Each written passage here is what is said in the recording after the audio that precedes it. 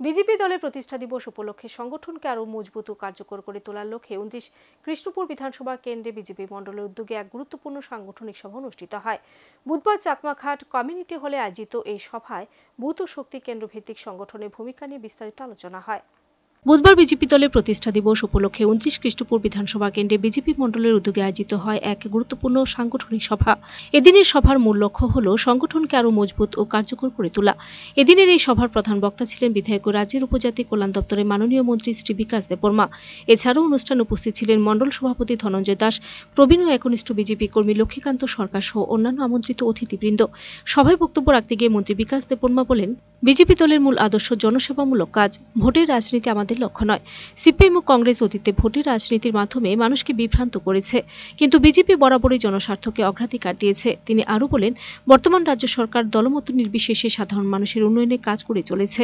বিশেষ করে গ্রামীণ ও পার্বত্য এলাকার উন্নয়নে জোয়ার বইছে।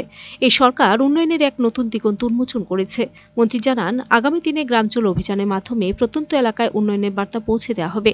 তিনি অভিযোগ করে বলেন, সিপিএম ও কংগ্রেস শুধুই সমালোচনা করতে জানে, তারা কখনোই উন্নয়নের পথে ছিল না, আজও উন্নয়নের কাজে বাধা দিচ্ছে। সভায় তিনি বুথ ও শক্তি কেন্দ্র ভিত্তিক কর্মীদের আরও সক্রিয় জনমুখী কাজ করার আহ্বান জানান এবং দলকে সাংগঠনিকভাবে শক্তিশালী করে তোলার জন্য সকলে মিলে এগিয়ে আসার বার্তা দেন। এই সাংগঠনিক সভা ছিল দলীয় ঐক্য, আদর্শ এবং ভবিষ্যতের পথরেখা নির্ধারণে এক গুরুত্বপূর্ণ পদক্ষেপ।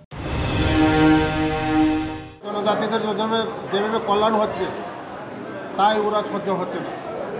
তার জন্য আজকে আমরা গ্রামে গ্রামে, শহরে শহরে, মহল্লায় মহল্লায় আমাদের এই যে মোদিজির নেতৃত্বে এবং আমাদের প্রফেসর ডক্টর মানিকের নেতৃত্বে আমরা কি কি কাজ করছি এটা পৌঁছে দেওয়ার জন্য, মানুষের কাছে পৌঁছে দেওয়ার জন্য আজকে সংগঠন হয়েছে।